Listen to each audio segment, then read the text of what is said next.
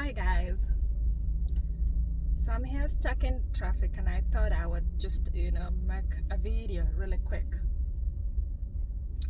So I've received a lot and it's been, years and years I received questions about how to apply to graduate school in the US and how to get a scholarship to graduate school in the US. And the simple fact is, for many majors or many courses that you guys took, I might not have an idea on how to acquire scholarships. However, I'm here today to let you guys know that you can actually, as a STEM student, which is if you majored in any course in undergraduate or bachelor's degree in STEM, that is in science, anything in sciences, technology, economics, and mathematics. Anything in, captured under that. So for example, sciences can be biology, chemistry, horticulture, whatever you want to call it, agriculture, stuff like that, right? And you're planning on applying to graduate school in the US. It's usually not a direct thing whereby you can just apply for graduate school like a scholarship directly. So here's what you need to do if you're an international student. You're in Kenya, you're in Cameroon, you're in any country, okay? You have to, so number one, pick a school or a couple schools, right? For example, and the big universities, that's where the money is, right? Or that's where most professors are funding.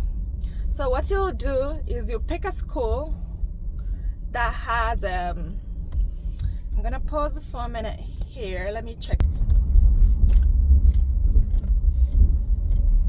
So what you're going to do is pick a school and a couple schools for a fact. For example, I went to Ohio State, so I might know a little bit more of how Ohio State works, but most schools works like that, or most universities. So it can be the Ohio State University, Michigan State University, University of Michigan, University of Pittsburgh. What other schools do come in mind, New Mexico State University, University of New Mexico. So those are the state schools, and state school professors who are doing research are likely to get funding from the federal government, from the US government. So you're gonna pick a school, you're gonna go and search your own department. I'll show you guys this step by step. Right now I'm driving, but I'll show you guys this step by step when I'm at home on my laptop on how actually to look. You go to the school, let's say you majored in biology, you're looking to do a graduate degree in biology. You go to the school, you type the biology department, and it will come up. Then you look under the professors or under the programs they offer. Sometimes they break it down into programs, but you look under the professors, go read their bio. Usually they have their bio on what they're working on, what research they're doing, and stuff like that. And their publications, you can read their publications right there on the website.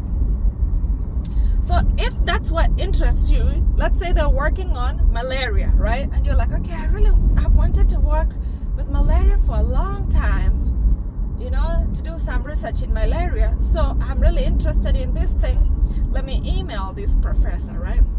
So then you go ahead and email that professor. You say, hey, professor, here's my CV. I'm interested in doing malaria, blah, blah, blah, blah, blah, blah. More tailored, and I'll teach you guys on how to do that. But technically, if that professor, most professors are usually looking for students, right? It's like the cheap labor in the US is the students in your lab, They do all this work. You pay them a little bit of money. And then at the same time, you're making time to get more funding, because now the government will see that you use the funding in the correct way, which is paying the researchers. So you email that professor, and after emailing that professor, you're not going to only email one, maybe 2, 3 in one department if their research really is interesting to you. And then go to another school, do the same thing. Go to another university, do the same thing. Right? do the same thing. Email the professors. The professors will say, yes, I'm interested in you.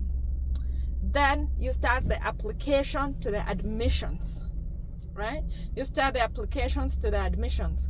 So a lot of people will ask, oh, I want to apply for scholarship directly. Usually the scholarships directly are very limited or not available, really. So most schools, if you apply for graduate school, they will accept you as an international student, but you will not get funding because the funding really is supposed to come from a professor technically, right? So what you're gonna do is email the professors before you apply for the school, so you don't waste money, because I think there is application fee for graduate schools. I don't remember how much, but during my time it was like $75, but I'm thinking it's gone up. So if you go applying to every graduate school, you spend so much money. What you can do is email the professors. If they agree, okay, you can join my lab, okay, you can join my lab and I can give you this much funding and pay you stipend, voila. Then you go ahead and apply for admissions for that school, because now even in admissions packet, I think they'll ask you, have you found a professor, to sponsor you? Then you can say yes, and it's almost automatically that they will accept you. So if you're somewhere in your country, tamaking, do not have a job, you did biology, you did chemistry, you did any of those courses, just know that. Then just know that you can apply for graduate school in the US. You're not gonna be rich overnight, it's not a get rich quick scheme, no, it's gonna take a while, which is you're gonna go to graduate school and then you get paid a stipend of maybe $2,500, maybe around in there. That is enough for you. They pay for your school and then pay you $2,500. That's enough for like living, and maybe sending home once in a while, not like every day. People back home tend to call you thinking you're a billionaire. No, it's not like that. Then you're gonna finish school, use what we call OPT or a work permit to look for a job here in the US. Now you start making money that way.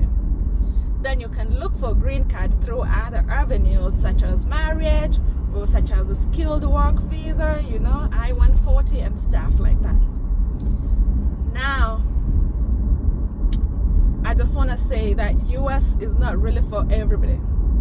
A lot of people come here and they say, okay, I really didn't think that it was this hard. Yes, it's gonna be hard. You're gonna be missing your family, you're gonna be missing food, you're gonna be missing that freedom. Also, if you're in graduate school, you'll see that people in graduate school stay in the labs like almost 24/7, right? Doing research. Almost 24/7 doing research. So your life will technically be, you can party a little bit, but I say mostly focus in school stuff. I will be uploading more videos because I have received so many questions over the years, and I think every time I give someone information, they want me to do it for them. It's harder. Look, we have jobs too here, right? I have a job, I have a family to take care of, so it's so hard for me to just find time to help someone one-on-one. So if I make a video that can reach more people, I feel like it's going to be better that way, because then a lot of people can benefit from it once. So please subscribe, share, and tune in, keep tuning in. I think I'll be posting more. Green card lottery is coming up. That is the easiest way to get to the US if you win. And you will not need all these other shenanigans like you hear. Work permit, you don't have to be in school. You can get immediately into the job market and start working. Maybe not the best jobs, but at least they pay, And then maybe you can decide what you want to go to school to do in school, right? So, but other than that, I think I really need to bring up this graduate school. I always see people posting online, oh, I graduated in biochemistry, but I'm still jobless since like 7 years ago. Those are like the lucrative majors or courses in the US. If you get to graduate school and then graduate, those are the most lucrative here in the US. So I will stay tuned. I'll be posting. All right, see you guys.